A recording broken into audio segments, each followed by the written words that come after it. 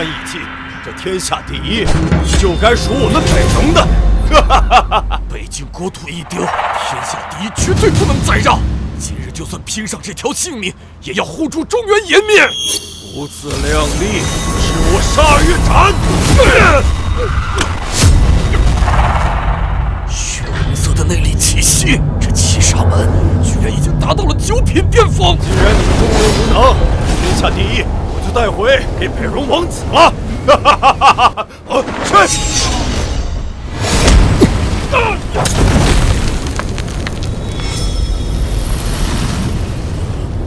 去！剑圣大人，剑圣来了又怎样？老子现在可是9品巅峰，不怕你。9品巅峰，我只能说你配死在我的剑下。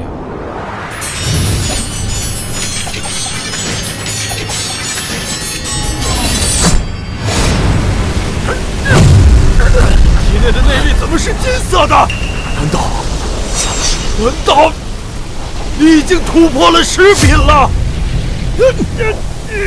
不可能！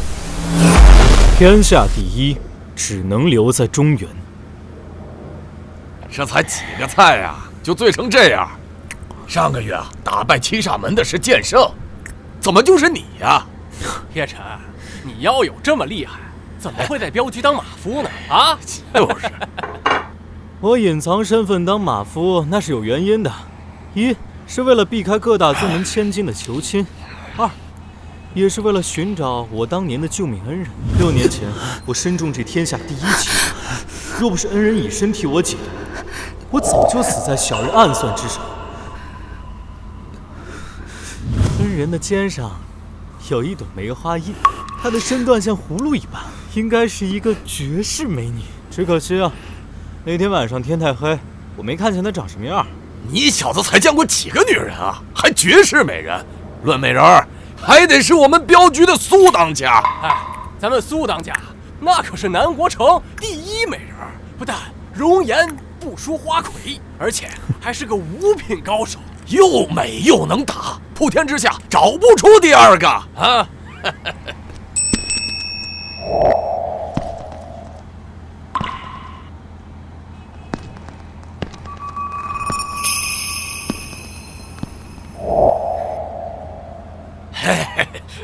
苏当家，你们有没有见到宝儿？宝儿小姐刚刚还在门外。哎，小心啊！宝儿，危险！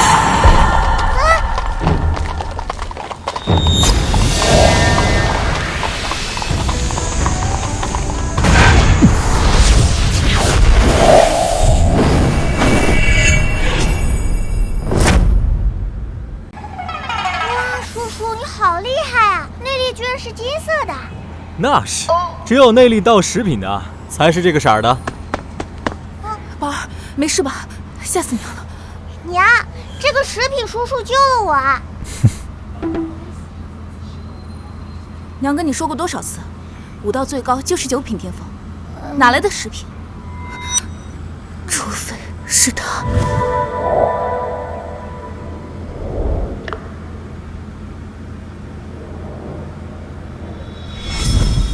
就是他！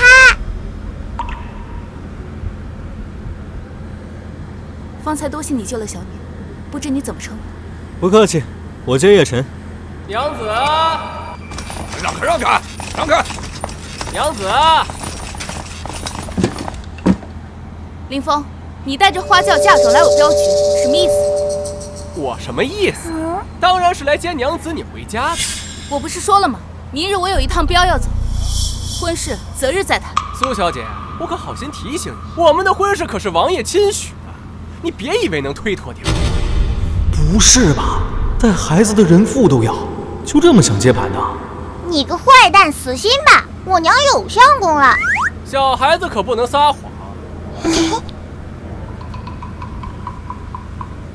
没错，我已经寻得了如意郎君，请林少爷另择佳偶。我，苏海棠，此事当真？当真。 好你个马夫，竟然敢跟本少爷抢女人！我杀了你！哎！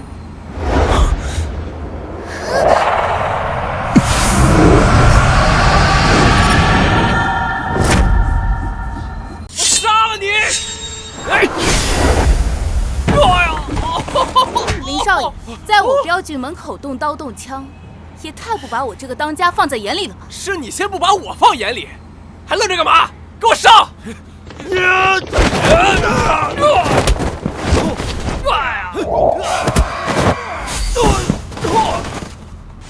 真是一群废物！苏小姐可是无凭无据，我们普通人怎么打得过？娘亲好厉害，把他们打得落花流水。让你在这叫你！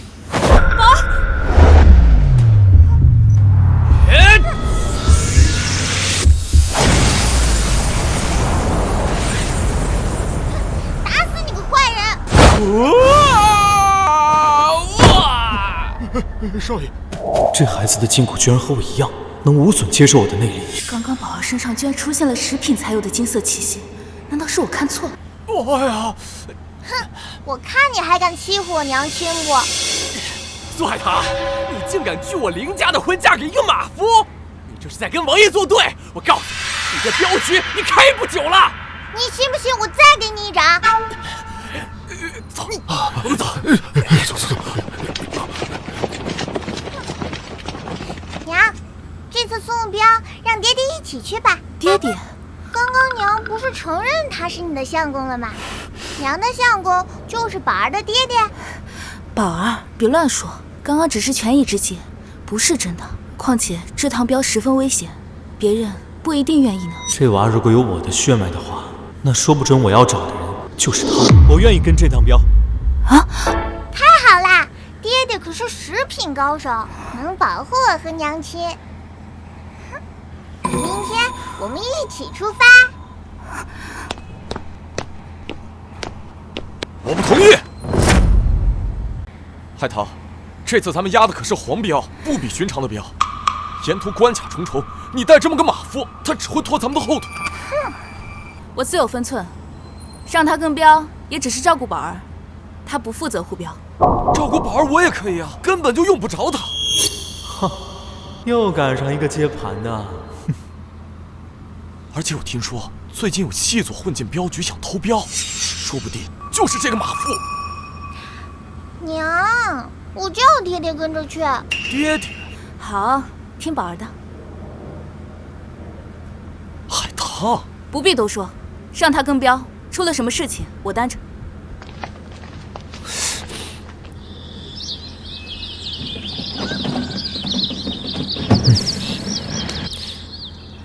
叶晨，这是100两定钱，走镖的时候你不需要护镖，只需要看管好宝儿。到了目的地，我再给你加100两。这趟镖到底押的是什么？其实我也不知道，我们走镖的只问路程，不问镖物。如果你反悔，我不怪你。不用了，正好我在这马棚待腻了，想出去走走。行，我去准备行程，看好宝儿。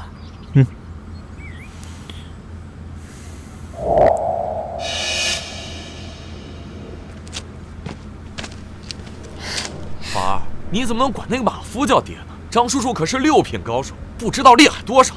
要不这样，你管我叫爹，怎么样？爹爹可是10品高手，你们所有人加在一起都打不过他。10品，一听就在吹牛。那马夫能有2品就不错了。我现在就证明给你看，他就是个废物。喂，听宝儿说你也懂点功夫，咱俩比划比划。不用了吧，这明天就要走镖了，受伤了不太好。看到那排酒坛没？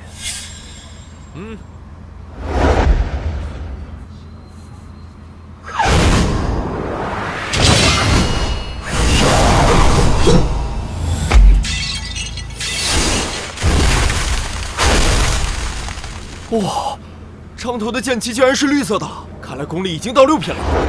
9品5阶的内力分别为赤橙黄绿青蓝紫，9品为红色，3品以下都是白色。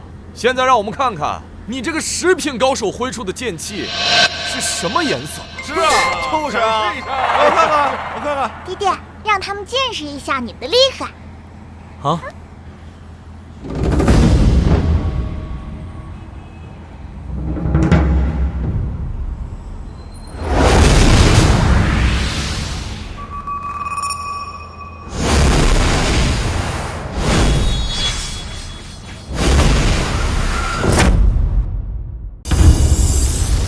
他居然连剑气都引不出来，别说马夫了，就怒火风还差不多。爹爹只是留手让着你们，你们有什么好嘚瑟的？哼，我可没留手。赶紧混进镖局里换衣服。不对劲，好强的气息，感觉附近有顶尖高手。你瞎嚷嚷什么？这破镖局里全是酒囊饭袋，哪有什么高手？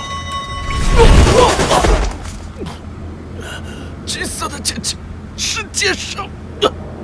我警告你，苏海棠是我的人，这个马夫少打他的主意。兄弟们，收拾东西，明天出发。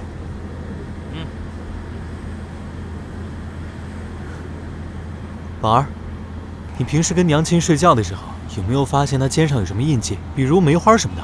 怎么啦？爹爹是想跟娘亲睡觉？啊！放心吧，爹，交给宝儿。哎，你，我今天要娘和爹陪我，不然我就不睡觉。这孩子办事挺虎的。叶晨不会武功，谅他同床也不敢乱来。好，娘听你的。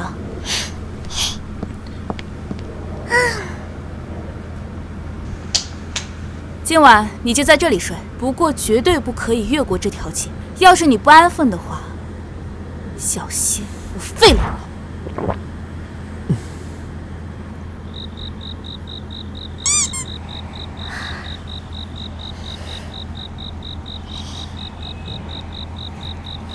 爹爹，我只能帮你到这里喽，我走啦。哎，不是，苏当家，你这……别吵我睡觉。你这人长得挺美的，但你这睡相也太恶劣了吧！胎气。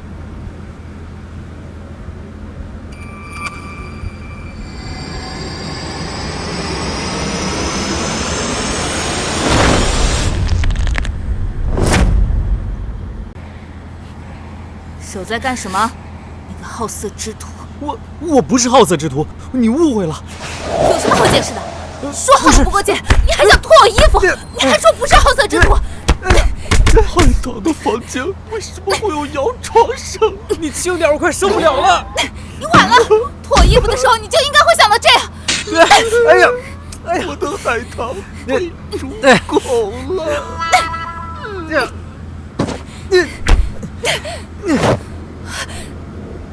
不，你看清楚，是你越界，不是我越界。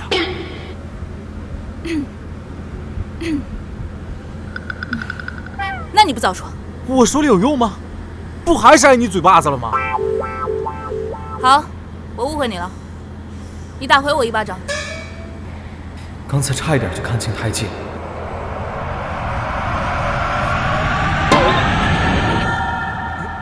还说不是好色之徒？不是。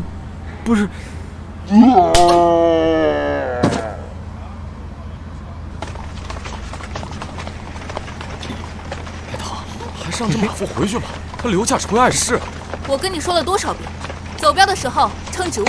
是苏当家，我听说这趟镖押的货物非同寻常，万一有什么闪失，镖局可就保不住了。有埋伏，大家小心！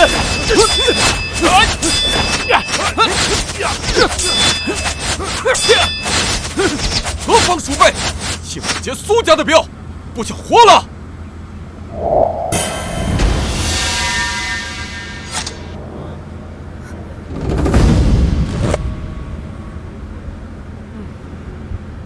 林峰，林少爷，哼，林峰，我跟你说了多少遍，我不会跟你成亲的。嘿，还真以为我要娶你啊？我只是受人之托，用婚事来拖住你，不让你走这趟镖吧。你什么意思？你想干什么？看来你们还不知道这趟镖押的是什么。苏海棠，今日我可是请了北戎的高手来为我助阵。北戎，这位高手呢，可是在剑圣手下走过3招的人。今天这镖，我灵风要定。没搞错吧？这能挨3下也值得爆出来啊！你个马夫懂什么？能在剑圣手里走过1招，便是高手。你跟他解释这么多有什么用？他一个喂马的，可能连剑圣都不知道。爹爹，剑圣很厉害吗？那可是相当厉害。那是爹爹厉害，还是剑圣厉害？都厉害。苏海棠，识相的就乖乖把这镖交出来。娘，别害怕，爹爹能打赢这群坏蛋的。你只需要保护好宝儿，其他事情不用你操心。这可是在海棠面前表现的机会，我绝不能错过。别轻举妄动，你不是他的对手。你一个连剑气都引不出的废物，就好好站后面吧。这种场面，还得靠我这个5到6品来收拾。有我张凯在，镖车你们休想劫走！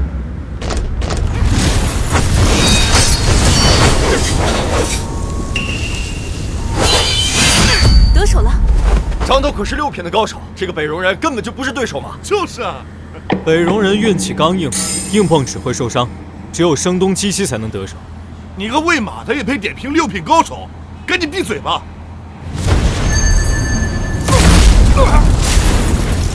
红色内力，难道他是9品？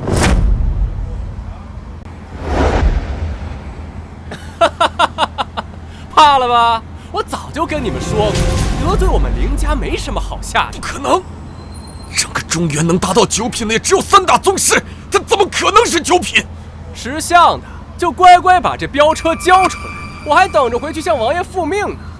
人在镖在，有我张凯在，你们休想劫镖！人在镖在，镖在，赤手赤手标魂！在镖在，赤手标魂！在镖在，赤手标魂！既然你们自寻死路，那我就让你们见识一下你们与9品之间的差距。刀雄，给我把他们都杀了！一群蝼蚁，你们连让我拔刀的资格都没有！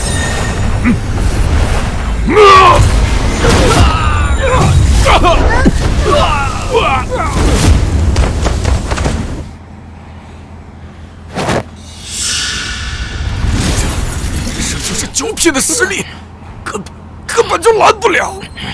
狼头挂牌，还有背上的黑曜宽刀，难道他是七煞门的刀雄？什么？七煞门的刀雄？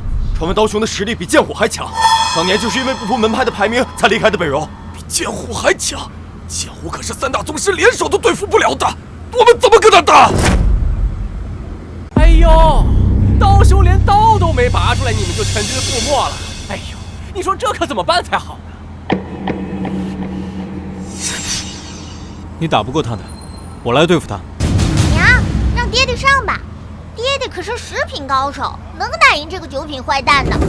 叶晨，你别闹了，要不是我拦住刚才的剑气，你早就死了。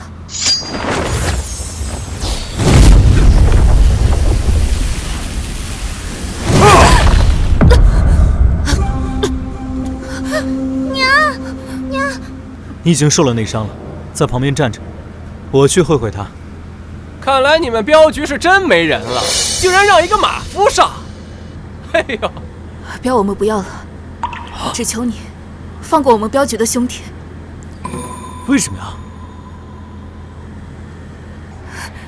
没必要做无谓的挣扎，再打下去，所有人都会死。镖，是你的。少爷，是这个箱子。刀雄，把他们都杀了。林峰，你怎么出尔反尔？对不住啊，苏当家，王爷有令，但凡知道这趟镖的人都得死，包括这个孩子。这镖我们从未打开过，根本不知道里面有什么。哦，是吗？可惜啊，我只信死人。刀雄，送他们上路。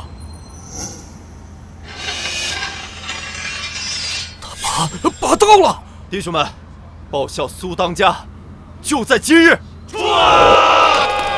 叶晨，你带宝儿走。你让我走？娘，你信爹爹吧，他真的能打赢这群坏蛋的。宝儿乖，平日娘都赢，但今日不行。玉佩拿着。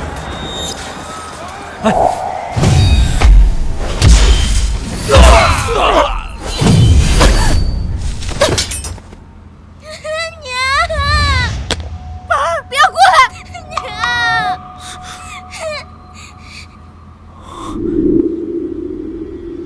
这玉佩，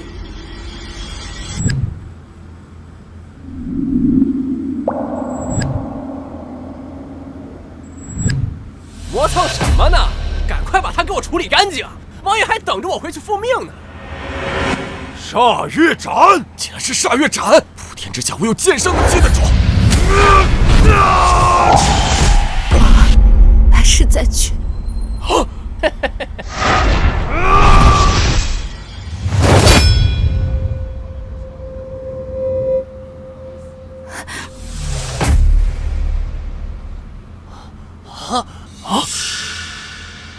打够了没？该我了。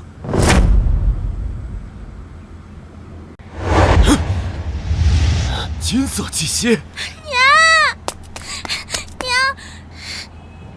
好可怕的内力！这世上竟有这般高手！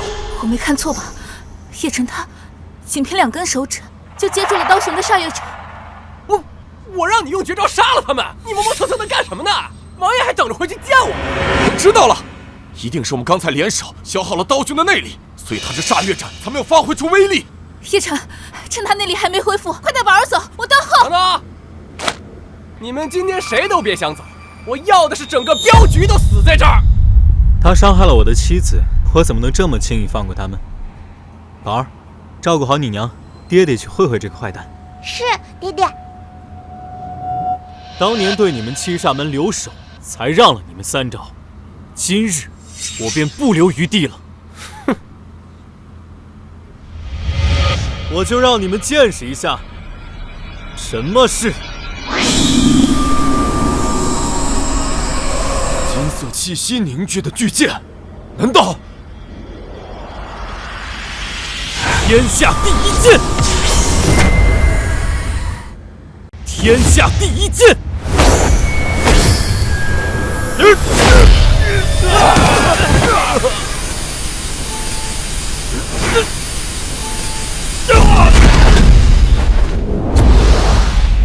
刀雄竟然被打败了！我刚才看到了什么？一把金色的巨剑！打完，收工。这个玉佩，你从哪儿得来的？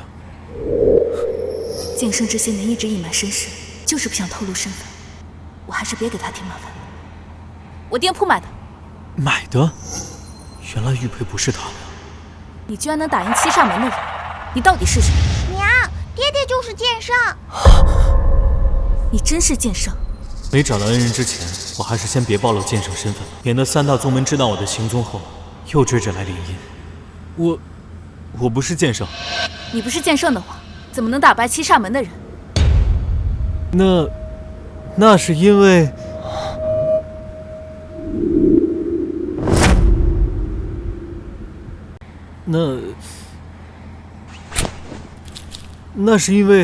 那是因为这七煞门是假。你们看，真正的七煞门挂牌有2颗獠牙，他这个只有1颗，分明就是假冒的。还真是1颗獠牙。刀雄出走北戎后，故意划掉挂牌1颗獠牙，以表断理。你们居然找一个假的七煞门来糊弄我！哟啊，少爷，我们请的是真的七煞。别跟狡辩，你别跟狡辩！要是真的七煞门的话，他怎么可能连一个马夫都打不过？自从七煞门被剑圣打败后，就再也不敢来中原了。他怎么可能是七煞门的刀雄呢？我们哥几个累死累活的消耗了他大半内力，结果让你个马夫捡了现成便宜。就是啊，让你捡了个让他便宜上了。对，苏海棠，别高兴得太早，自从你们接下这镖的那日起，就已经得罪了王爷。王爷已经带着10万重骑前往山海关。山海关，这是我们下个关卡的必经之路。先留你们几个人的命几天，等王爷回来，你们都得死。废话真多，我现在就先弄死你！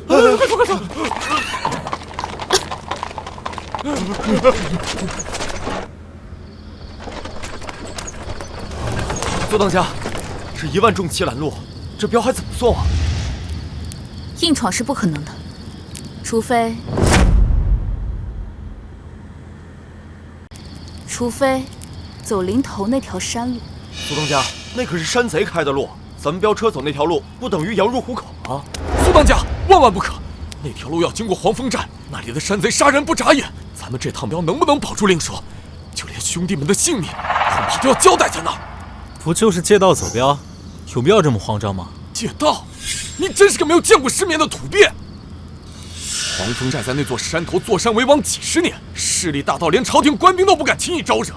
多少商队行旅误入他们的地界，都从来没有活着出来的。张豆说的没错呀，尤其是如今那位少寨主，打家劫舍、强抢民女，无恶不作呀。您三思啊！黄风寨的威名，我自然清楚。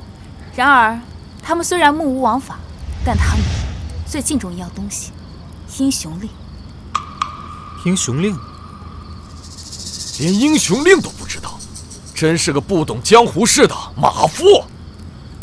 英雄令是江湖上对真正英雄豪杰的最高认可，它不是靠花钱或者势力能够抢夺的，而是必须对中原人民做出过惊天动地大功劳的人才能获得。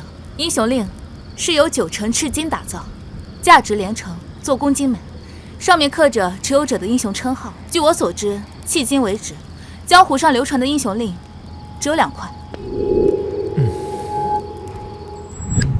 要是他在就好，我想他一定有英雄令。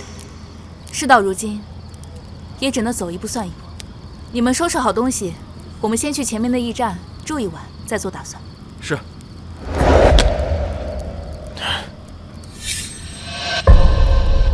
英雄令。哦，刚刚那是什么？啊，没什么。娘，我看见了，是块亮闪闪的金牌。交出来。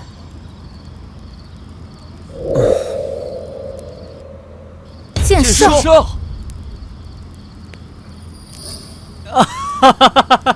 其实事情是这样的，这块英雄令它是假的，因为我非常崇拜剑圣，所以就做了块假的英雄令，以备不时之需。假的？当然是假的。你也觉得叶晨在说假话？我是说这块令牌肯定是假的。叶晨穷的叮当响，要是真有一块9成赤金的令牌，早被他拿去当铺当银子花了，怎么可能留到现在？可是我怎么看都像真的。那榔头挂牌都能是假的，这英雄令假的有什么好奇怪的？我们把它当真的用，不就行了？你什么意思啊？你拿着这块英雄令假扮剑圣。我假扮剑圣？苏当家，论样貌论气质，我怎么看也比他像英雄。你让这个马夫假扮剑圣，不如让我来。对啊，咱们的人在江湖上走镖这么多年，早就被各大门派山寨记熟了脸。叶晨这张新面孔，正好用得上。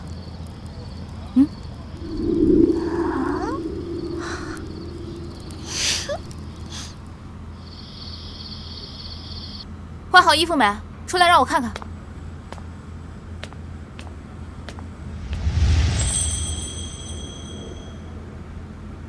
怎么感觉叶晨好像6年前的他？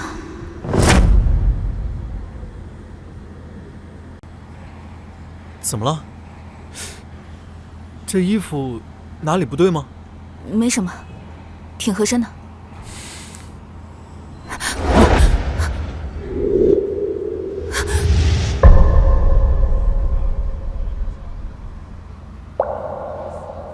这样看，更小了。不行，我不能对不住剑圣。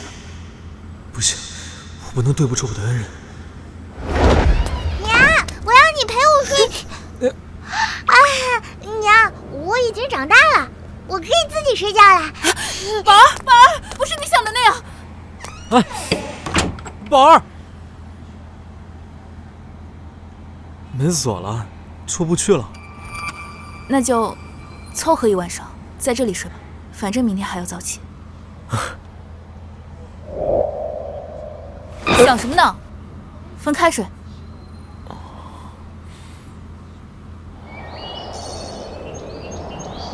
哎呀，就是这样。谁呀？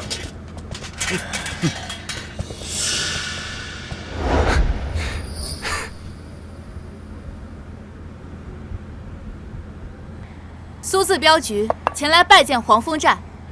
手镖居然走到了黄风寨的头上，你们胆子可真大！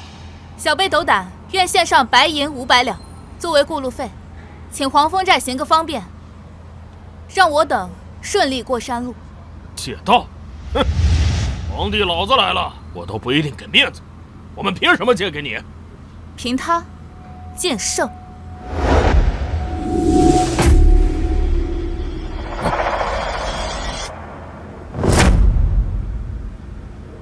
剑圣？没错，就是那位天下第一的剑圣。苏当家，你怕不是拿我们黄风寨当傻子耍吧？他这个模样，一看就是假扮的。我为什么是剑圣？你给我说清楚了。你这白白净净的，怎么可能是剑圣？剑圣可是能一招秒7上门的存在，怎么可能是你这般小白脸模样？谁说小白脸就不能当剑圣了？长得帅难道还有错？我都说了他装不了剑圣了，你就是不信。既然胡教头不信，我们就此告辞，不便叨扰。站住！你当我黄风寨是什么地方？想来就来，想走就走。传出去，我们还怎么在江湖上混？那胡教头有何指教？既然来都来了，就把门口的飙车留下吧。留车留下，留下，留车留下，留下，留车留下，留下，飙车留下，飙车留下！你们敢！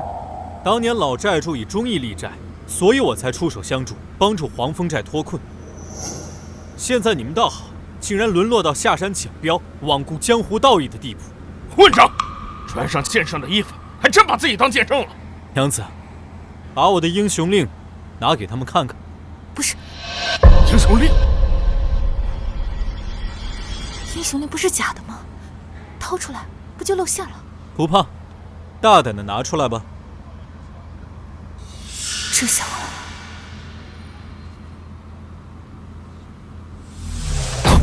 这英雄令居然是真的！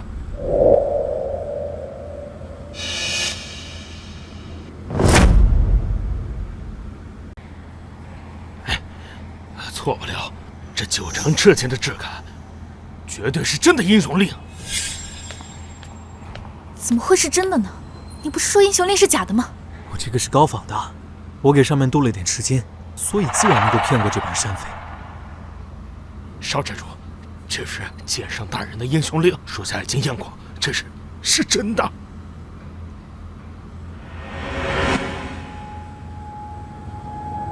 当年黄风寨遭7煞门偷袭，全寨上下死伤无数，眼看就要被灭门，是剑圣大人从天而降，一剑退敌，这才给我爹和整个寨子一条活路。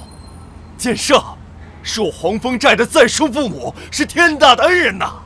太好了，苏当家，有了剑圣的恩情，这下咱们镖局肯定能顺利借道。没想到你的眼界还挺好的，连少寨主都以为你是剑圣了。我都不用演，我就做我自己就可以。都来！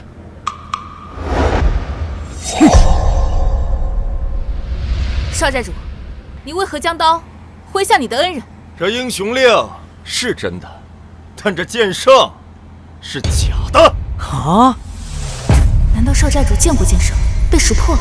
我虽然没见过剑圣，但我知道他就是假的。你都没见过剑圣，夹你个腿儿啊夹！剑圣生平最讨厌被拘束，他连3大宗门都不愿一见，又怎会替朝廷走镖？你这话说的，我竟无言以对。在我黄风寨还敢冒充剑圣，可是死罪！吴教头，把他的命给我拿下！是，少寨主。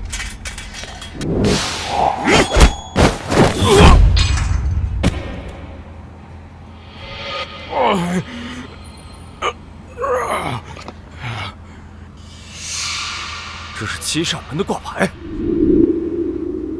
你打败了七煞门。七煞门的人皆都在8品之上，你当真打败了他们？打败七煞门很难吗？那是自然的，七煞门中的一煞，随便拎出个剑火，都能荡平了中原3大宗门，寻常人想都不敢想。但对于剑圣大人您来说，自然是手到擒来，不值一提啊。少寨主所言不虚，正是这位剑圣刚刚在来的路上，还解决了七煞门的刀雄。对，凌家少爷可是能做证人的。凌家，少寨主，属下有小道消息，凌家前段时间确实请了刀雄，但后来才知道是冒牌货，被坑了。少寨主，我想起来了，这人给驿寨送过马，就是个马夫。马夫？好啊，你们几个人拿我当个傻子在这捉弄呢吧？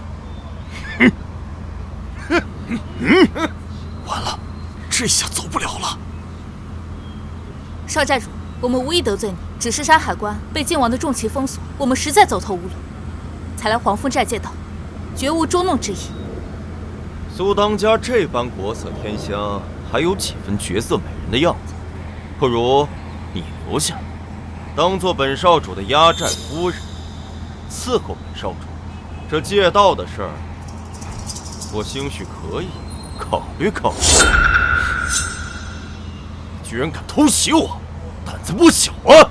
来人，把这个女人给我留下，那2个男人给我剁成泥，喂狗！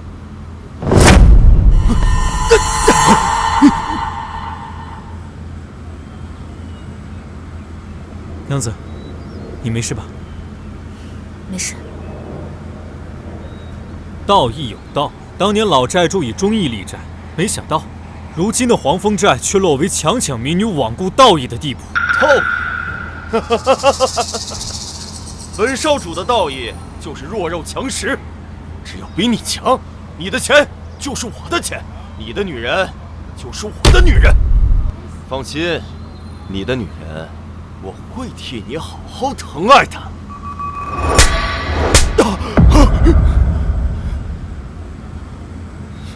可恶！我山寨有800多人，你们3个谁也跑不了。你若再这样执迷不悟，我马上就踏平你们黄风寨，让黄风寨在这个山头从此消失。是谁？胆敢冒充剑圣？爹，拜见老寨主！完了！传闻老寨主是10大师的8品高手，恐怕咱们今天真的要交代在这儿。爹，就是这个人，不但冒充剑圣，还打伤孩儿，你一定要替孩儿做主啊！老寨主明鉴，是少寨主想强抢飙车在先，后又想让我留下来当压寨夫人，我们迫不得已才被迫还手。老寨主，别听他狡辩，是这人用剑圣的英雄令冒充剑圣，少寨主只想拆穿他的真面目，所以才出手教训他。剑圣的英雄令，快拿来给我瞧瞧！完了，老寨主可是见过剑圣本人，这下瞒不住了。这一来，称我们理亏了。虎子，多年不见，你可还记得本尊？放肆！假剑圣，居然敢直呼老寨主的小名儿！叶晨，都什么时候了，为什么还激怒他们？真是太狂妄了！今天我就替我爹教训你们，把你们大卸八块！哎呀！爹，你打我干什么呀？王虎拜见剑圣。拜见剑圣大人。剑圣，剑圣，我没看错吧？黄风寨的老寨主居然给叶晨下跪了，难道他真的是剑圣？虎子，来，你这不是在折煞我吗？当年若不是剑圣您出手，这黄风寨早就化为灰烬了。这一拜，您受得起？逆子，还不快给剑圣跪下！虎子，我记得你当年占山为寨的时候，可是定下过规矩，只接那些为富不仁的贪官和劣绅，搜刮民脂民膏的奸商，是绝不碰寻常百姓和正经行旅的。但你这儿子倒好，他倒是出息，打家劫舍，强抢妇女，无恶不作。大人和你说话呢，你哑巴了！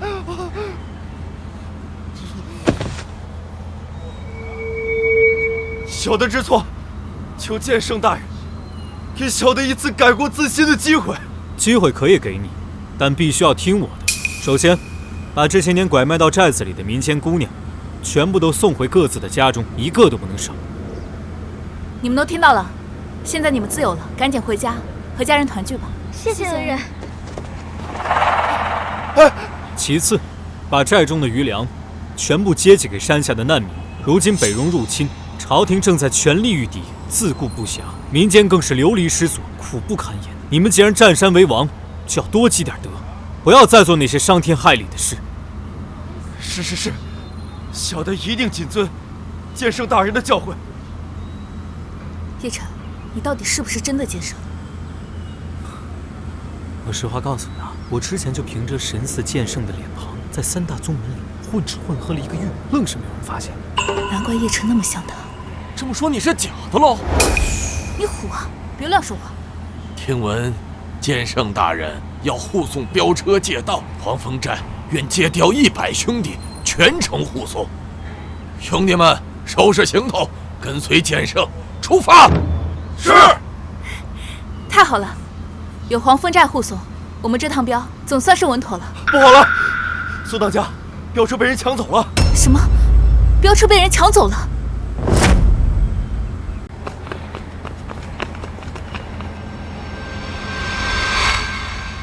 我们的镖可是黄镖，怎么会被官府扣下了？你给我说清楚。苏当家，青州知府说我们没有护镖资质，不由分说就把镖车给扣下了。我去，这世道还真是稀奇，镖没被山贼抢，反倒被官府给抢了。女儿，娘，你怎么过来了？你还问我怎么来了？你知不知道你接的这趟镖得罪了王爷？王爷把苏家镖局查封了，不准咱们再走任何镖。什么？查封了？女儿，你就听娘一句劝，这趟镖就别再硬扛着了。林家少爷那边已经松口了，只要你把这个马夫交给林少爷，林少爷答应，就帮咱们苏家解封镖局。娘，你说什么呢？叶晨现在可是宝儿的爹，我怎么可能把他交出去？我知道你们有媒妁之言，但你也不能为了一个有名无实的赘婿，让苏家陷入困境啊！苏当家，老夫人说的有道理，您要以大局为重。女儿，你就听娘的吧。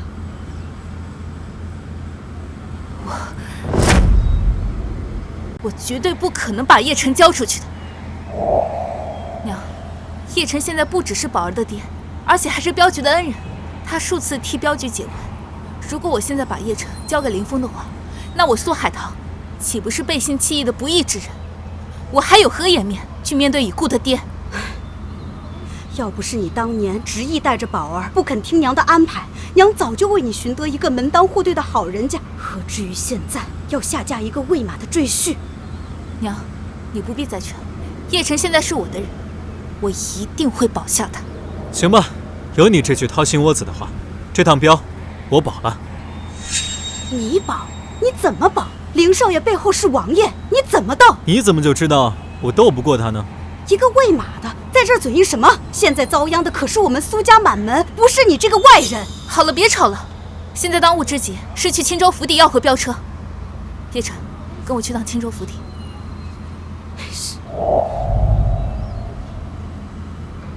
知府大人，这趟镖是朝廷紧急派发的黄镖，请知府大人行个方便，让我们拿回镖车。运完镖之后，我们定当补齐所有手续。不行，正因为是黄镖，才更要守规矩，不能随便通肉。要没有手续，这镖车按律就要归档朝廷，交给王爷统一管理调度。苏海棠，我早就说过，这镖迟早是我的。见过知府大人。林公子有礼了。林峰，又是你。苏海棠，你现在该担心的不是镖车，而是你们苏家满门的幸运。王爷现在已经查封了你们苏家，正准备问罪你们苏家。不过，若是你愿意当我的偏房，把我伺候舒服了，我可以在王爷面前美言几句，保你苏家平安无事。你嘴巴最好给我放干净点，要不是上次你溜得快，你的命不可能活到今天。你跟马夫能打有什么用？我告诉你，出来走镖讲的是实力和背景，最多2个时辰。要是你们拿不出镖局的资质，你们苏家就完了，这镖也得归王爷。那若是我们有大宗师的担保文书呢？大宗师江湖地位极高，朝廷官人若是见了大宗师的担保文书，按例是要给面子的。3大宗师从不管庙堂之事，而且每个大宗师在江湖上都是位高权重，根本就见不着。寻常人见他们一面都是难如登天，你还想要他们的担保文书，简直是笑话！哼！苏海棠，2个时辰后，你要是拿不出担保文书，这镖车可按程序移交王爷了。走。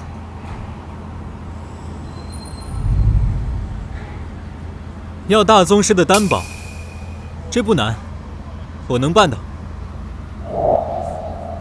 是3个都要，还是1个就可以？叶晨，我现在没有时间跟你胡闹。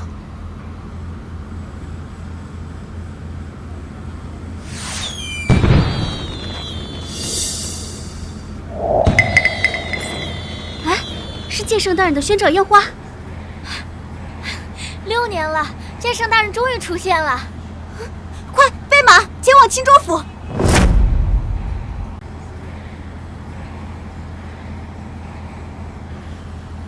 等办盏茶的时间，自然会有人过来给我们写大宗师的担保书的。叶晨，你之前骗黄风寨，我还可以相信你，可是你能骗得了3大宗师吗？离这里最近的大宗师是玄武宗，一来一回，正好2个时辰。希望苏家的传家物能让玄武宗长们给个面子。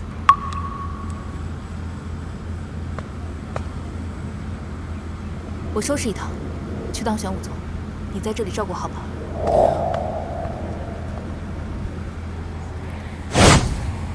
玄武掌门拜见剑圣大人。你还真是随叫随到，不错。剑圣大人难得召唤，小人就算是跑断腿也得马上赶来啊！一别6年，不知剑圣大人身体是否安康啊？别整这些虚头巴脑的，有没有带笔？笔有。帮我写一个担保书，我用来走镖用。剑圣大人，别拿小子取乐，您一剑秒天地，哪用得着小人写担保呢？哪来这么多废话？让你写就写。是，那小人这就写。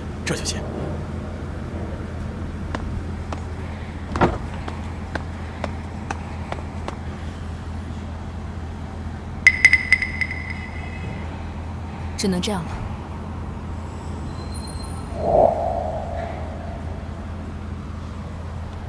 剑圣大人，担保文书已写好，玄武的宗师印也已经盖上，请您过目。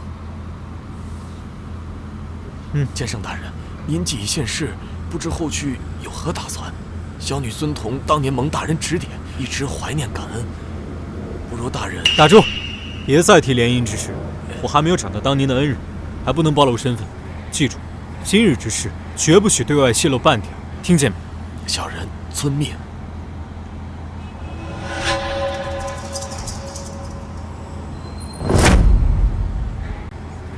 当家，马已经备好了。行了，你来都来了，你再帮我办件事，你去查一下苏海棠的玉佩是从哪里买的。大人既然吩咐，小人这就去办。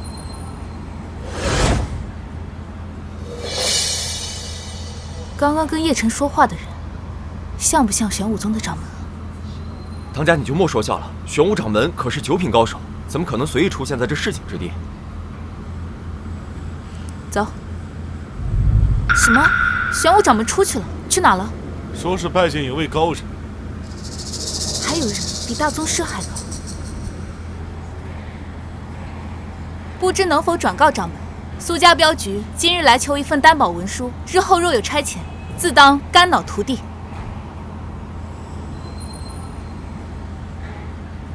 你先回去吧，如果掌门答应帮你写的话，自会有人送去。有了。2个时辰就快到了，这可怎么办？我看就不用等了。大宗师怎么可能会给一个镖局写担保？谁说没有大宗师给我们写担保？女儿，你可回来了！不可能！大宗师连王爷都不见，怎么可能会见你？那你把文书拿出来，让大家看一看。文书已经在路上。在路上？苏海棠，你这种骗人的伎俩，唬得了别人，但唬不了我。既然文书拿不出来，那这镖我们就带走了。带走。时辰还没到，我看谁敢动镖箱。苏海棠，我劝你别做无谓的挣扎，跟王爷作对，那就只有一条路，那就是死。女儿，不如把这镖让出去吧，镖局已经保不住了，别再搭上命了。娘，爹爹当年教导过我，镖局守的是一诺千金的信誉，人在，镖就在。苏家的百年字号绝不能断在我手里。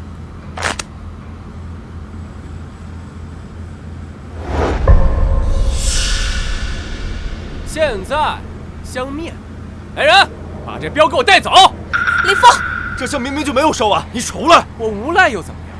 你一个小小的镖师，也敢管本少爷？住手！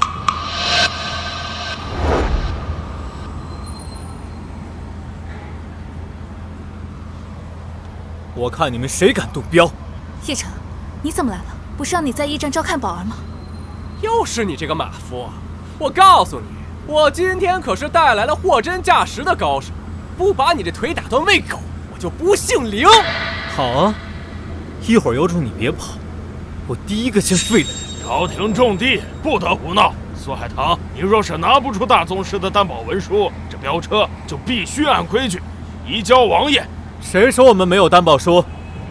你看看，这是什么？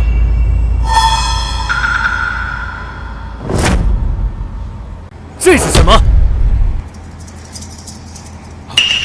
居然是玄武大宗师的担保文书！叶晨，你老实告诉我，这文书是真的假的？你说呢？这不是有大宗师的刻章吗？看到没？大宗师的担保文书，这下你们没话可说了吧？赶紧交出镖车！刚刚是谁打了你？拿着担保文书打回去。看见没有？玄武大宗师的担保书。你这个臭镖师敢打我！既然我们已经有了大宗师的担保文书，那么镖理应还给我们苏家，让我们继续运镖。且慢，这文书一定是假的。这个马夫他就是个惯犯。我听闻他在黄风寨冒充剑圣，还伪造英雄令。不用想，这文书一定又是他不知用什么卑劣手段伪造的。欺骗朝廷命官，可是死罪。你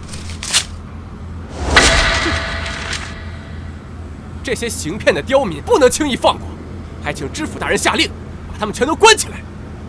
叶晨，我们苏家就要被你给害死了！欺骗朝廷命官可是灭门的大罪，我们苏家的百年基业就要毁在你的手里了。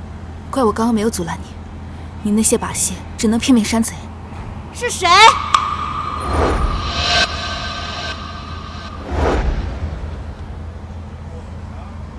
是谁？竟敢撕毁本宗门的担保文书？荆州知府梁玉荣不知3大宗门千金驾临，有失远迎，哀望恕罪。哎呀，孙童小姐，您来得正好。这个马夫胆大包天，伪造了玄武宗门的文书，我林家愿意为宗门效力，替孙童小姐处置了这个骗子。完了，玄武宗的千金亲自来对质，苏家这次彻底没救了。3大宗门千金都是8品高手，我们连反抗的余地都没有，这回真的死定了。是谁给你的胆子，竟敢撕毁我玄武宗的文书？孙童小姐，您误会了，我刚才撕毁的是这个马夫伪造的文书。我身为玄武宗的继承人，我说这文书是真的，它就是真的。是，孙童小姐说的是。咋样？他们仨怎么来了？你怎么现在才来找我们？你知不知道这6年我们等得有多苦啊？就是啊，你当年一声不吭就消失，害我足足守了6年活寡。无论如何，你今天都要给我一个交代。有话好好说，别动手动脚呀！叶晨女婿真是深藏不露啊，居然连3大宗门的人都认识，这下苏家有救了。王爷有令，这镖不能带走。白衣白剑，难道是王爷府上的最强门客温白仁？见过温大人。我们现在有大宗师的担保，就有权走镖，哪怕是王爷来了也得是。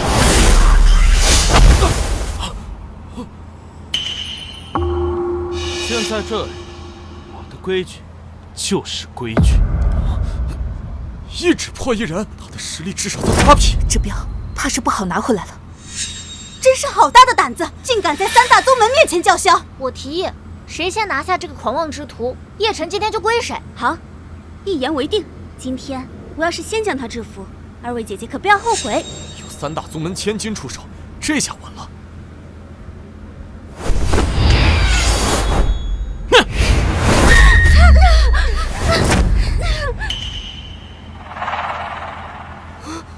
怎么可能？我们3个可都是8品高手。温某，乃9品之下第1人，就算对上真正的9品大宗师，最差也能1换1。完了，3大宗门的千金都不是对手，这下死定了。王爷有令，让我来清算作对之人，在场的各位今天就死在这儿吧。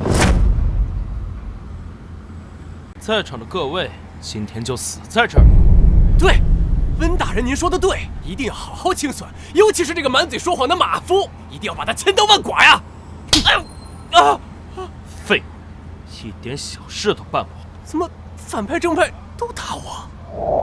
我是苏字镖局的当家，这趟镖是我接的，所有事情皆因我而起。如果王爷要算账的话，请算在我苏海棠头上，不要连累我镖局的其他人。既然苏当家如此仁义，那温某就先杀你吧。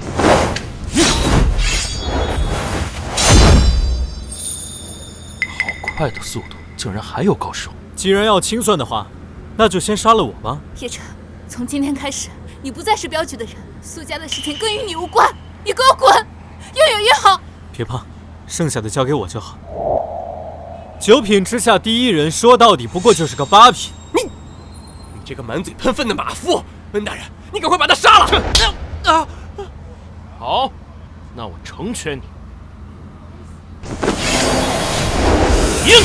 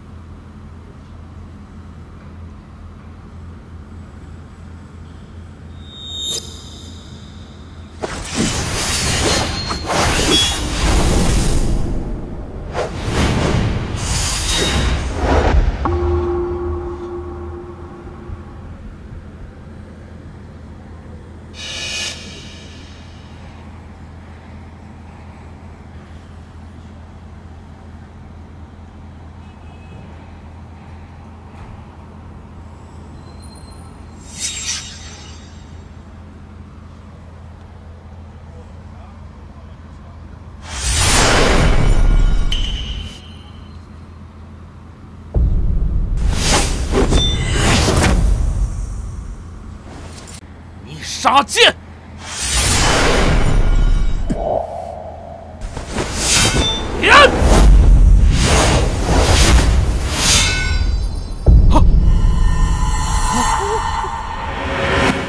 你居居然用2指就接住了我的逆杀剑！不陪你闹了，再这么下去，我的衣服就要被剑气所伤，没法穿了。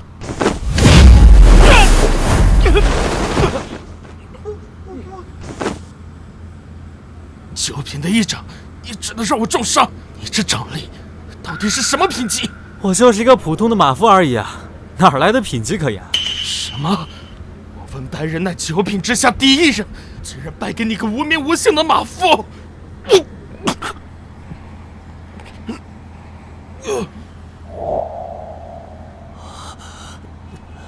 走吧，赶紧搬东西。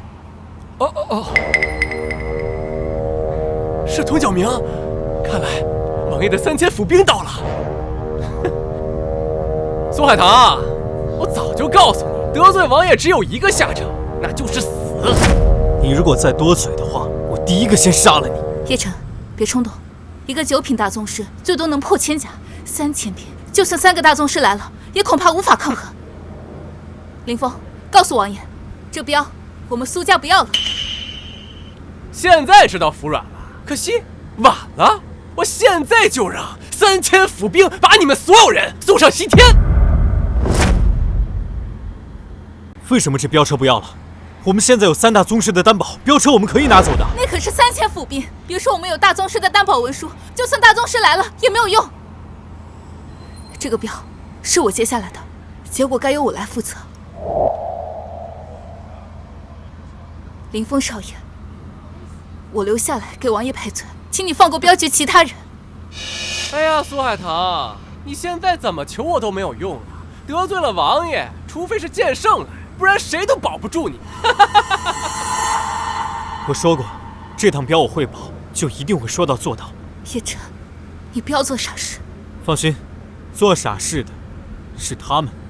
借你佩剑一用。你这个马夫真是疯了，靠一个破剑就想对抗王爷的3000府兵，你简直是自寻死路啊！叶晨，哎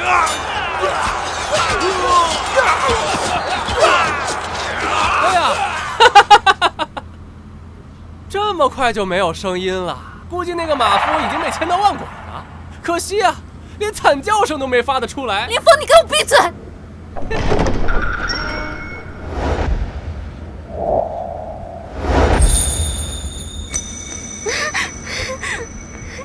喂，你怎么没死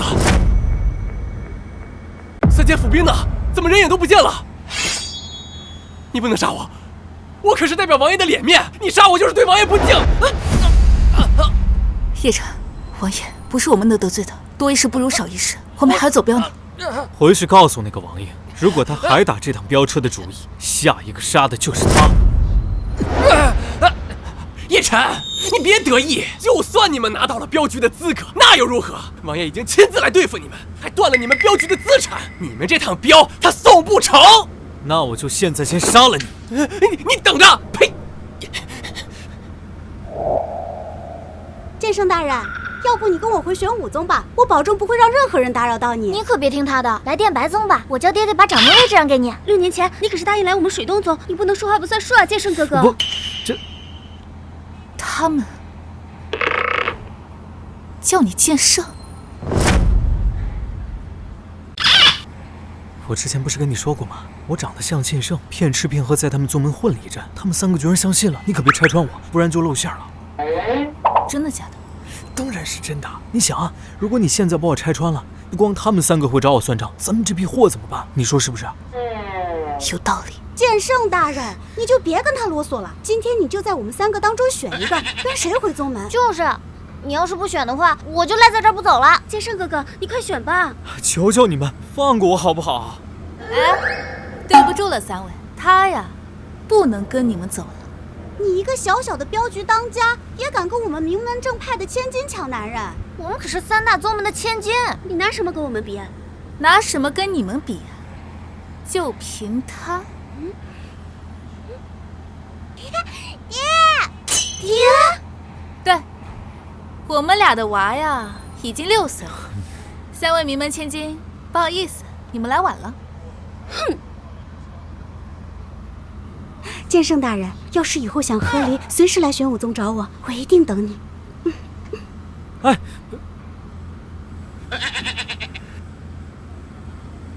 就剩最后一段关外路了，那儿盗匪横行，人多目标大。我和叶晨2个人同行更稳妥，赶紧回去吧，别送了。到了关外，你们一定要多注意安全。好，走。站住！你们苏家不能出关。你们苏家镖局因对钱庄有大额欠资，已被列入出关黑名单，欠款未清之前不得出关。不可能，我们镖局历来规矩，每月底必清各路钱庄借据，定是王爷暗中作祟。10万两，这不对啊！原本是100两的周转借据，这怎么变成10万两了？这数字是篡改的。官差大人，您看这文书上的数字是不是弄错了？我们苏家不可能欠10万两的。有什么事跟王爷说，我只负责守门，只要你们还清了欠款，我们自然放行。10万两，就是把苏家上下卖了都凑不齐，这不是明晃晃的要逼死我们吗？如果只是10万两，那应该问题不大。问题不大，叶晨，这可是10万两，我们镖局1年的流水也才1000两，10万两，100年，100倍，镖局开到现在都没挣过这么多钱啊！你把这把剑拿着，去任意一家马家钱庄，最少兑10万两。这把破剑值10万两，是最少兑10万两。这剑就算金子打的，也不值这个价。钱庄又不是慈善堂。只要马家钱庄的老板看见这把剑，别说10万，100万两也能兑，他巴不得你不赎回来。你怎么不说1000万两呢？叶晨，我知道你有点本事，可是这个事情是要用真金白银解决的。女儿，叶晨女婿连3大宗门的人都能请到，说不定这把剑真能抵10万两呢。娘，你真以为3大宗门的人是冲着叶晨来的呀？那你现在还有其他的办法吗？与其坐以待毙，我们不如拿着这把剑去试一试。走。记得让马老板多兑换些，他欠我的远远不止这么多。不愧是中原首富开的钱庄，这东西还真不少，真是开了眼了。站住！你们这身行头在这干嘛呢？我们想找马老板。马老板是你们想见就能见的，赶紧走，别在这碍着贵客办事。什么事儿啊？大吵大闹的。若是来讨饭的，打发几分钱就完事儿了，别在大堂里喧哗。掌柜的，他们说要见马老板，我正赶他们走呢。马老板不在也没关系，我们今日是来抵押兑银的，不知道这把剑能当多少钱？一把剑？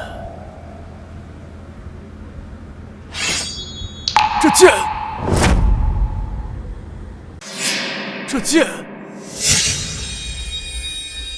我就说叶晨女婿靠谱，这下真有戏了。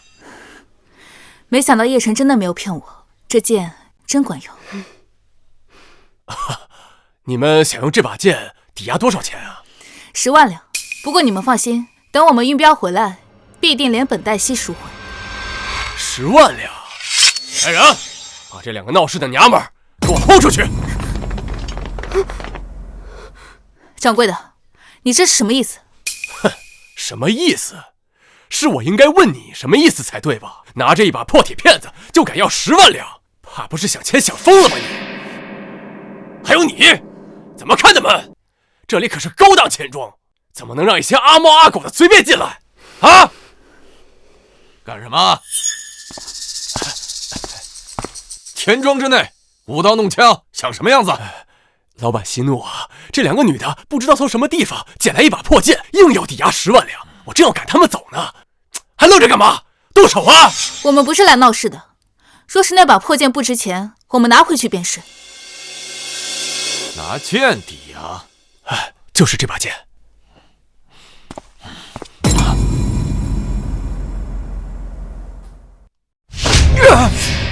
瞎东西！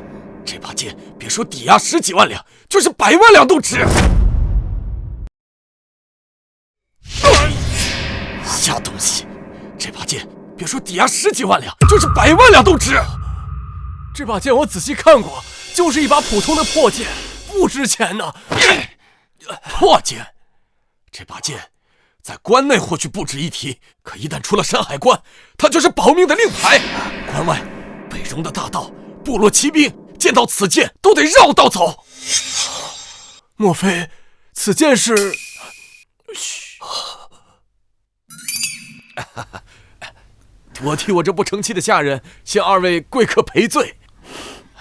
不知二位想用此剑抵押多少银两啊？10万两，要是太多的话，1万两也行。我们可以写欠条，等玉彪回来，我们必还。10万两，一言为定，就按这个价。马老板，你真的确定10万两？哎，十分确定，现在就画押，绝不反悔。还有那器具？是。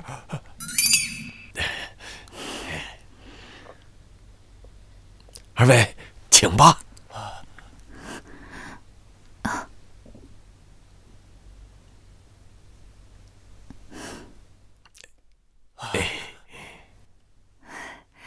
马老板，这把剑当真这么宝贵？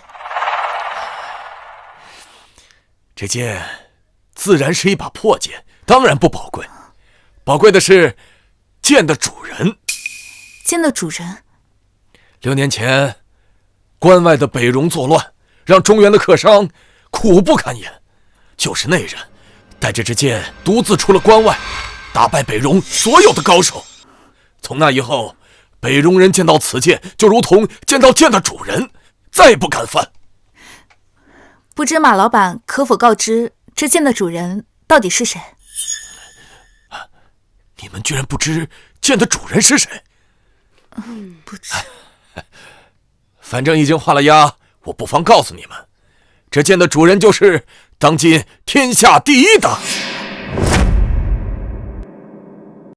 这剑的主人就是当今天下第一的。马老板，好久不见呢！哎呀，我今天过来是来办正事的，千万不要暴露我的身份，后果你知道的。叶晨，你一个马夫怎么会认识马老板？这马老板可是中原第一富商，谁人不认识？只不过他不一定认识我。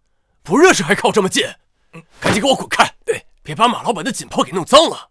哎呀，谁让你推他的？我的意思是，进门就是客，岂可以貌取人？马老板，刚刚您的话还没说完，您说这剑的主人是当今天下第一的什么？这事儿我不管啊，你赶紧给我圆回来。我刚刚说的是天下第一的帅哥。没错，我这之前呢，就凭这堪比剑圣的帅力，吓退了北戎所有高手，而这把剑嘛，也自然就成了北戎的传说了。马老板，您先用这10万两还清苏家镖局所有的欠款，您再给我们几百两，我们路上用。好，小人这就去办。女儿，你要不再生一个，拴住叶晨，这么好的女婿，可不能让他跑了。娘，你说什么呢？娘是认真的，这叶晨绝对不是普通人，你可要抓紧啊！时候不早了，我们要出关，你在家好好照顾宝儿。真是的。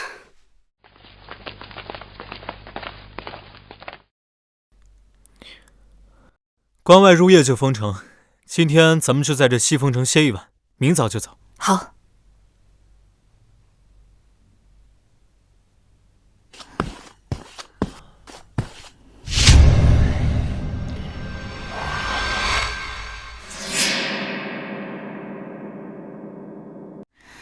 这可是家黑店啊！这可是家黑店啊！在这关外的哪家不是黑店？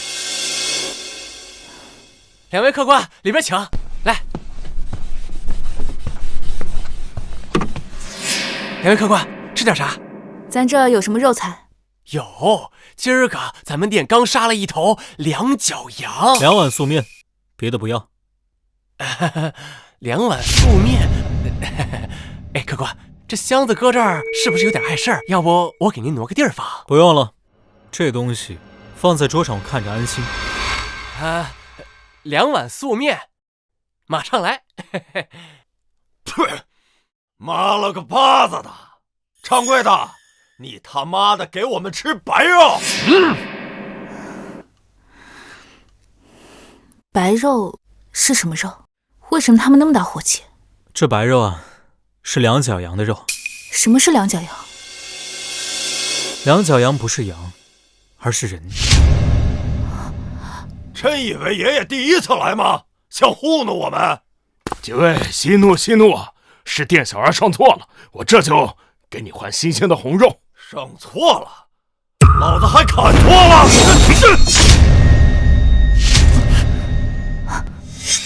皇家的镖，皇家的镖，这镖箱里放的什么宝贝？是金银财宝，还是稀世药材？我们走镖有走镖的规矩，只负责护镖上路，从不过问镖里的东西。就打开让我们开开眼呗！我听说皇室的东西可稀奇了。对呀，打开给我们看看。交镖之前，镖锋不能动，树不能如各位所愿。就打开来让我们看看吧，看看又不会少你一块肉。待会儿动手让我身后。他妈了个巴子的，一个臭婊子敢挡老子的道，今天必须打开看一下。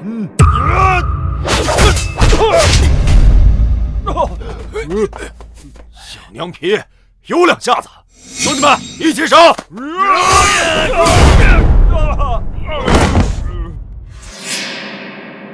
客官，您的面来了。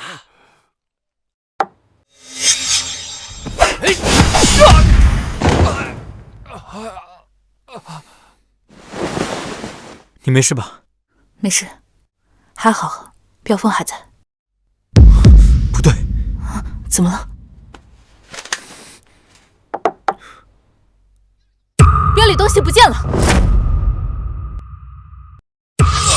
说，镖里的东西去哪了？不知道，我们真的不知道。不说，我杀了你！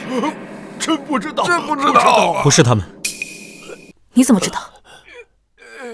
这群北戎大盗就是冲钱财而来的。若真是他们干的，这东西不可能还在。你的意思是有人盯上了我们的镖，可现在在关外，还有谁能盯我们的镖？这西风城到天黑就会封城，这人在天亮之前绝对逃不掉。可是我们在关外，人生地不熟，去哪找线索？不用我们说，我们找个熟悉的人就行。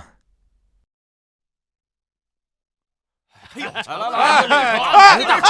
打，这是我要的，肯定是打开，不敢一边去，不敢跟着你。我们来赌方干什么？来赌方找方主，这个人在西风城号称消息通，无所不知。只要能问出是谁想打这趟黄标的主意，事情就好办多了。客人想赌些什么？我们这儿摇头子、推牌九、赌大小，样样都有。把你们方主叫出来。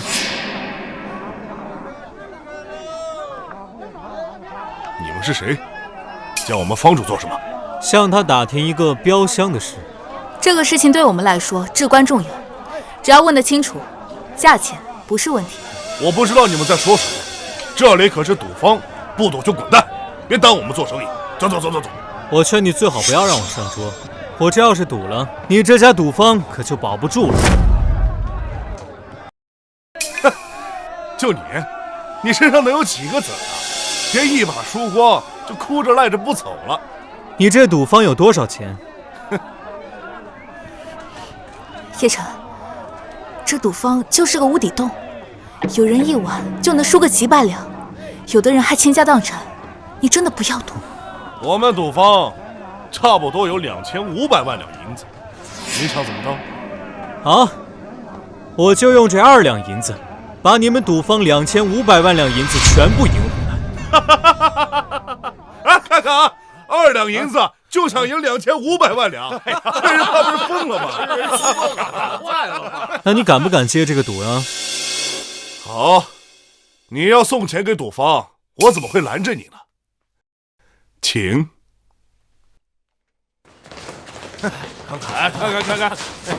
看他怎么有。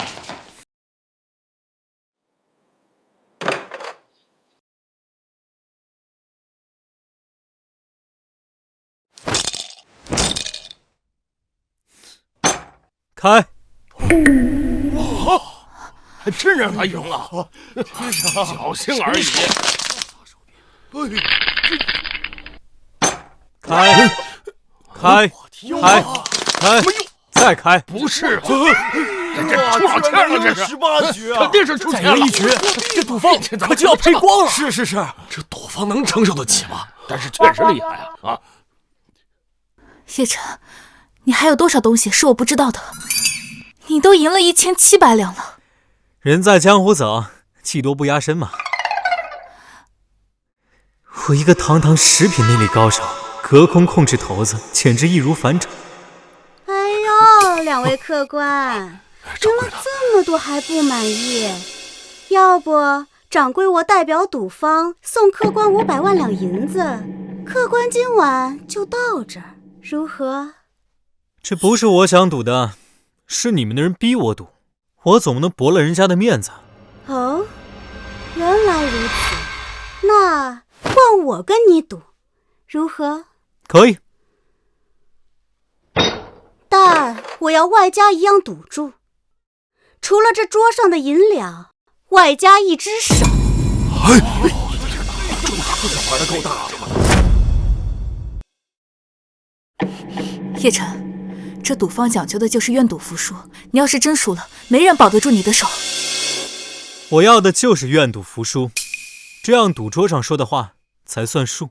好，那我们就比摇骰子，3个骰子，谁摇的点数大，谁赢。好，那就一把定胜负。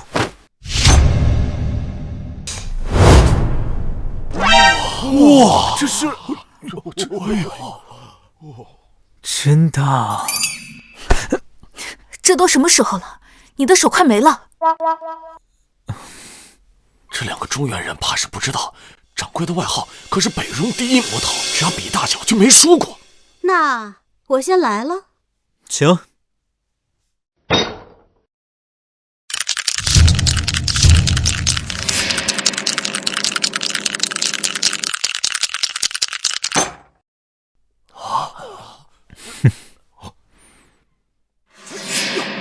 哎呀，我这怎么溜啊？这运气再好也顶不住啊！在绝对的实力面前，一切都白搭呀！就是。忘了告诉你，和庄家比，规矩是一样大也算输。一样大也算输，3个骰子，最大就是3个6，叶晨岂不是输定了？说吧，你要留下左手还是右手？我这还没开始摇呢，你就着急看我的手了？还有摇的必要吗？我这儿可是3个6，18点，就算你摇的跟我一样，还是你输。对啊，这怎么赢啊？这万一我要是赢了呢？别浪费时间了，你根本赢不了，就算你摇了也没有意义。也是，我要是摇的话，你输得更惨。你摇，我摇，别在这磨磨唧唧的，老娘没工夫陪你们耍花样，赶紧的。我不会啊。没事的，有我在，包赢。不是能赢，是包赢。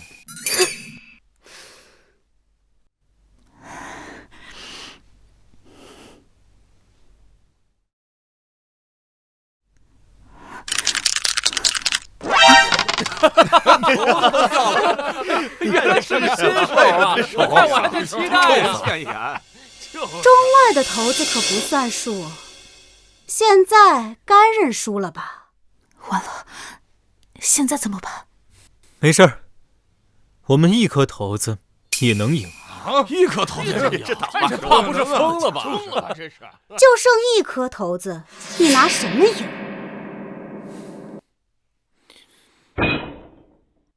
开。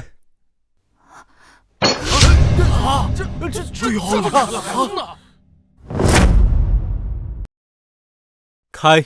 我的天啊！能这样？怎么可能？开什么玩笑？这样1、2、3、4、5、6，21点，比你的18点大，我赢了。这怎么可能？一颗骰子变成6片，他怎么做到的？我们赢了，把你们方主叫出来，我们有事情要问他。这局不算，你们在骰子上做了手脚。你说话不算数。这是我的地盘，我说了算。放肆！方主，愿赌服输，若人人都像你这般耍赖，我的赌坊还怎么在江湖上立足？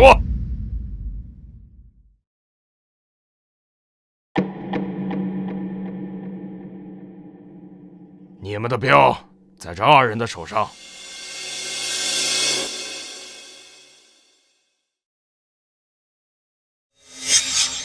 北戎人，他们为什么要偷我们的镖？那就要问你们的镖箱里到底是什么东西了。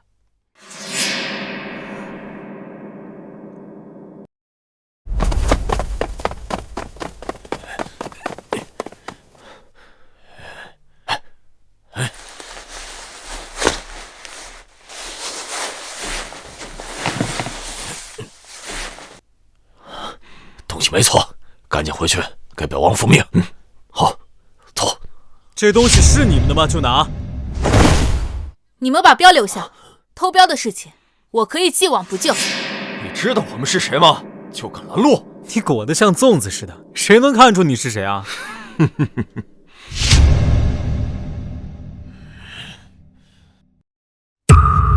你们是七煞门的人，武器是矛和盾，莫非你们是狼矛和盾吗？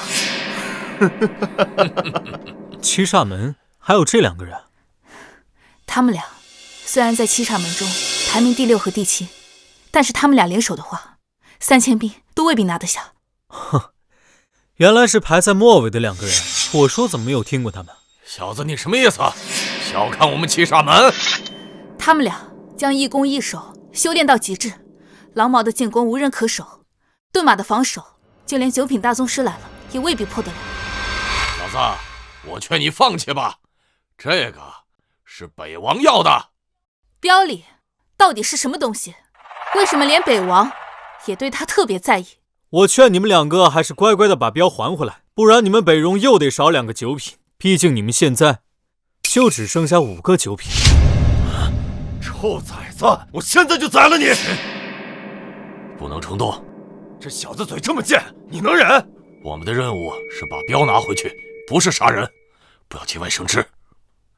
哼！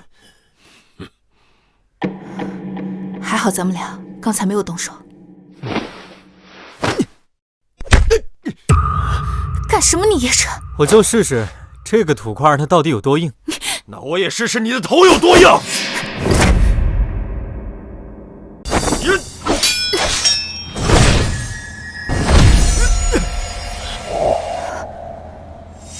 你刚不是说他们的攻击无人能敌吗？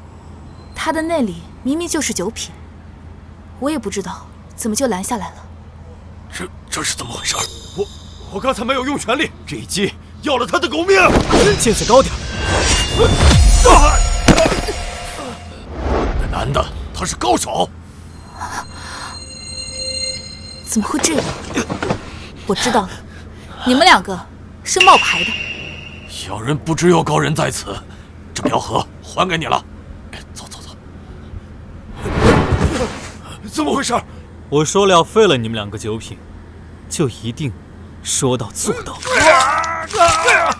滚！是。还好镖拿回来了。既然这镖锋已经破了，不如我们就打开看看吧，看看里面到底有什么。要不这一路上，不知道还有多少人觊觎这档镖。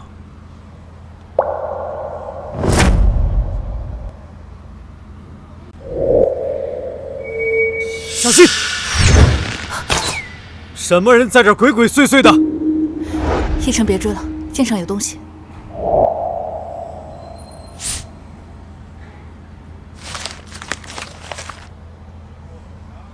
想要宝儿，拿镖来换。是宝儿的头发。这落款是王爷，他让咱们拿着镖去客栈见他。叶晨，宝儿不会有事的吧？他们抓宝儿只是为了拿来换镖，在拿到镖之前，应该不会伤害宝儿。放心吧，有我在，宝儿是不会有事的。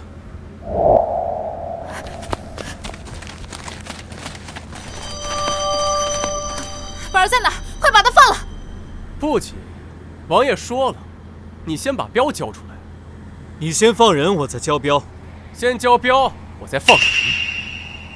少废话，快把宝儿放了！哼，不自量力。红甲兵。没错，这就是传说中的红甲兵。所谓红甲，是由9品内力铸造而成的甲，故而成红色。一红甲可抵数百普通甲，所以10名红甲兵即可抵御9品大宗师。快把宝儿还给我！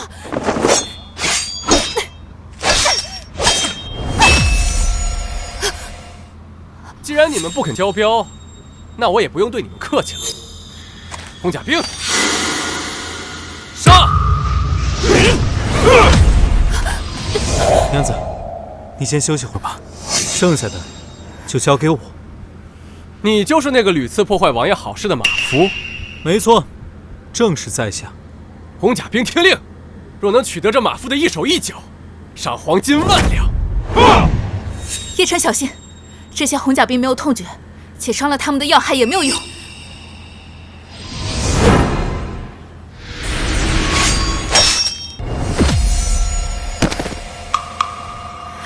叶晨，你居然能一招击败红甲兵！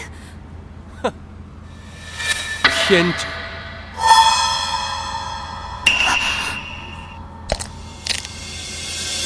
红甲兵还能死而复生？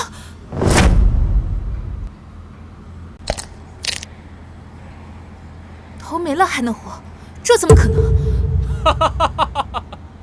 这才是红甲兵真正的可怕之处。只要甲不碎，他们就是不死之身。真的是不死之身，那还怎么打？别白费力气了，这里的每一副红甲都是由9品内力铸造而成，哪怕你是9品巅峰，也休想伤他们分毫。既然9品不行，那我就用10品。10品？你这马夫真能吹！天下5阶总共9品，你哪来的10品？那你就好好看看，我这一剑，他到底有没有10品？剑来！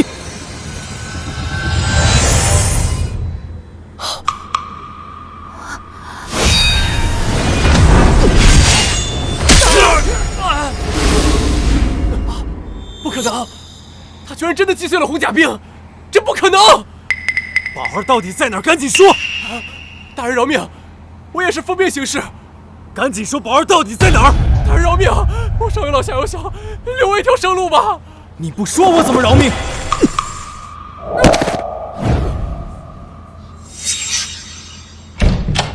剑圣大人，何不赏个脸，与本王共饮一杯如何呀？剑圣大人，何不赏个脸，与本王共饮一杯如何呀？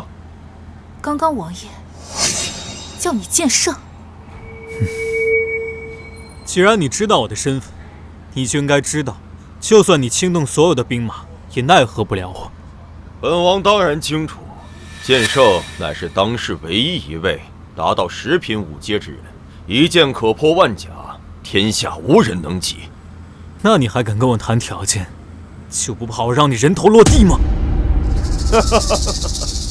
本王既敢请剑圣大人赴约，自然握有十足的把握。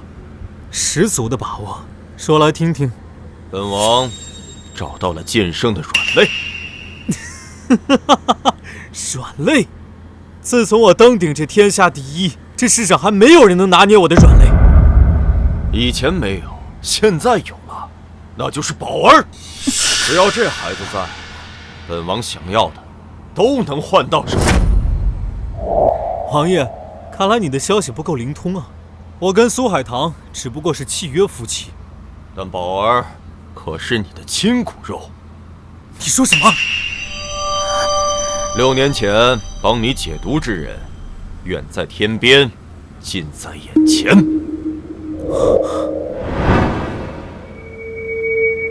带上来。宝儿，娘。先生大人，现在必须按我说的做，不然我立马就让红甲兵掐断他的脖子。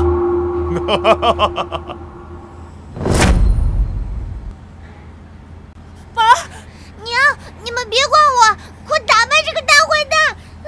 说吧，你要我干什么？很简单，把桌上的酒喝了。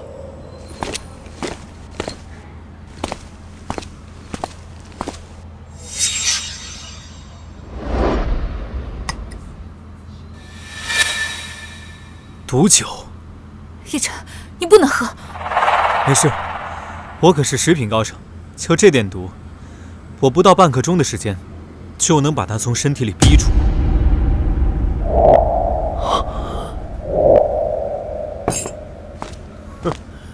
本王自然知道，毒药伤不了你，但只要你运气逼毒期间，就不能使用武功，否则就会毒气攻心，暴毙身亡。你卑鄙！现在，赶紧把镖盒拿给我，快点！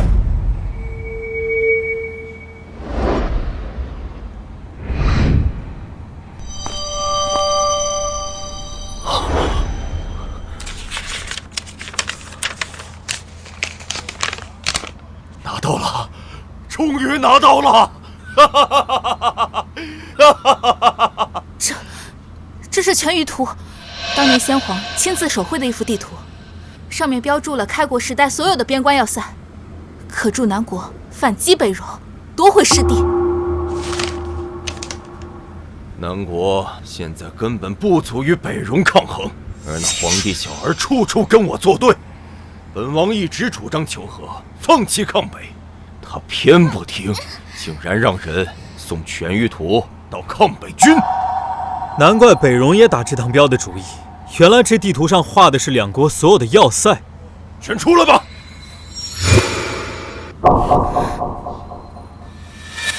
王爷，你这是什么意思？只要剑圣死了，就没人能阻止我掌控南国。全舆图你都拿到了，为什么还要赶尽杀绝？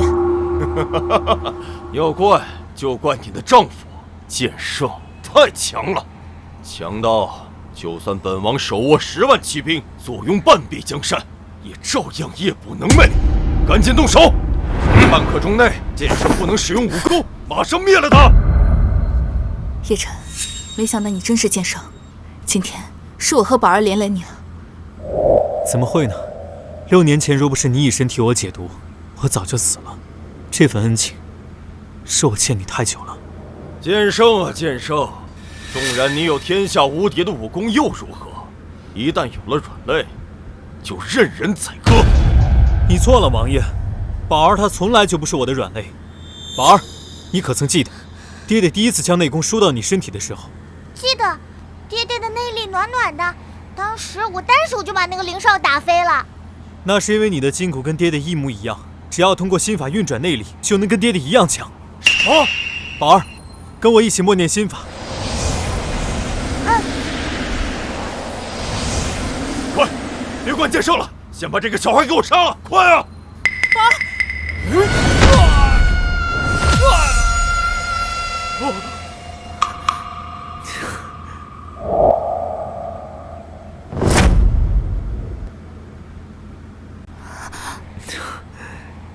这也太厉害了！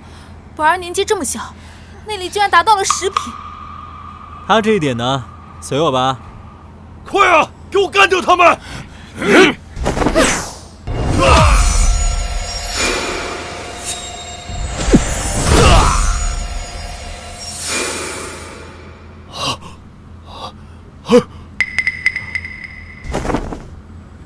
叶晨，你不是中毒了吗？怎么还能运功？我功力涨了，这点毒我早就解了。点出手。我这不是为了培养一下宝儿吗？让他锻炼锻炼。娘，宝儿，没事吧？娘，我早说了吧，爹爹是食品高手。你们别杀我！我知道，全鱼图上还有个秘密，放我走，我去告诉你们全鱼图上的秘密。全鱼图还有秘密？对，这有个缺口。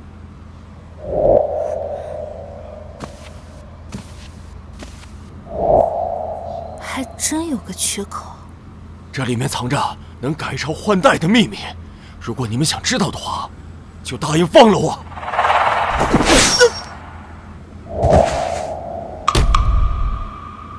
不好意思，我不想。爹爹，我还想学更多武功，打败更多坏蛋。好啊，等走完这趟镖，回了家之后，爹爹就把毕生所学都传给你。走了。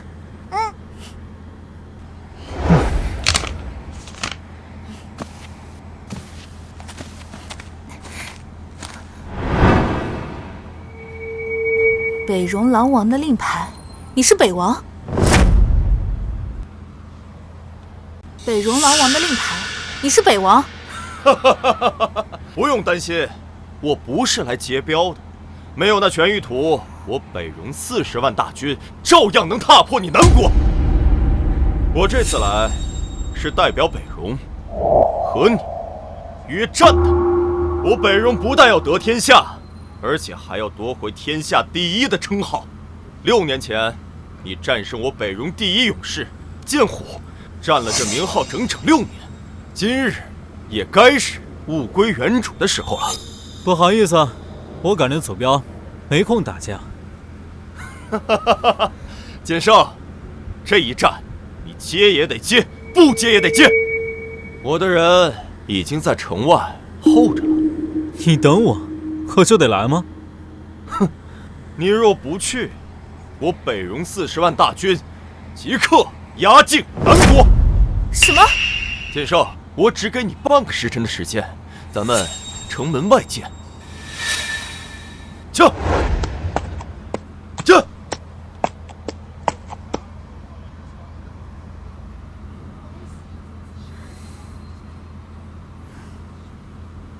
看来他真的没吹牛，还真的有40万。夫君，此战不单是你与他天下第一之争，还关乎南国千万百姓的生死，务必小心。放心吧，娘，爹爹是不会输的。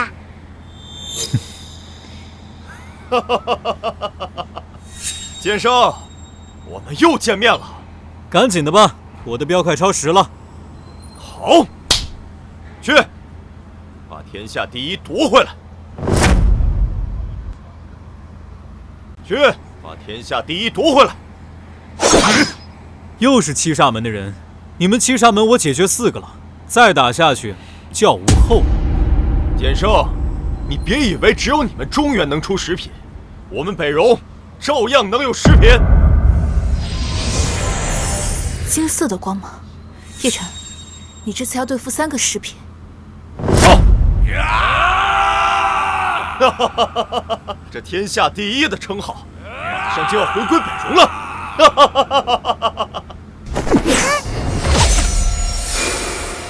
北王，我这还没出手呢，你跑什么呀？看吧，我就说爹爹没事。按理说，他们3个都是食品，我应该拔剑的，但很不好意思，我刚刚已经突破了第11品，如果再拔剑的话，就太欺负他们了。11品，你竟然练到了劈山境！北王，你又输了。不可能，绝对不可能！为了让他们达到10品，我用了9999个武者的内力作为祭品，才硬生生堆到10品，怎会如此不堪一击？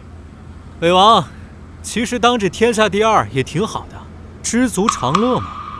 行，只有我北戎配天下第一。来人，我现在就要吹起号角，把40万大军打入他们南国的边境。剑圣已经如约赴战，你为何言而无信，执意发兵？坏叔叔，输不起就耍无赖，真丢人！哈哈哈哈哈！自古成王败寇，我手握40万大军，天下第一的称号和南国的江山就该是我的。这是你逼我的。剑来！剑气纵横3万里，一剑寒光19州。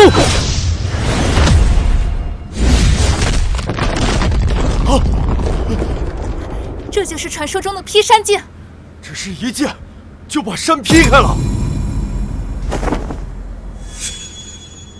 北王，你最好马上带领人滚出南国边境，不然这下一剑劈的就是你的脑袋。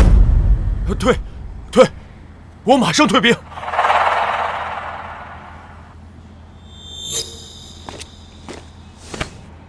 在下南国边军将领林关宝，多谢剑圣出手相助，逼退北戎大军。林茂替边境的百姓谢谢您的救命之恩。林将军，我这趟镖正好是要送于你手中的。没有想到皇上竟然没有放弃边境的百姓，有了这张全域图，林某必定夺回失地，重振南国山河。既然镖已经送到了，我们回家吧。剑圣留步，林某还有一事，希望剑圣大人出手相助。这全域图缺失的一块，并非一时，而是藏着南国先祖留下的宝藏。如今南国战事吃紧，军饷匮乏，若能找到宝藏，化作军饷补给前线，南国必能扭转战局，重振雄风。宝儿，你怎么看？宝儿想去找宝藏，这次要爹爹和娘一起去。父君，侠之大者，为国为民，无论你做什么决定，我都支持你。好，那我们就启程寻宝。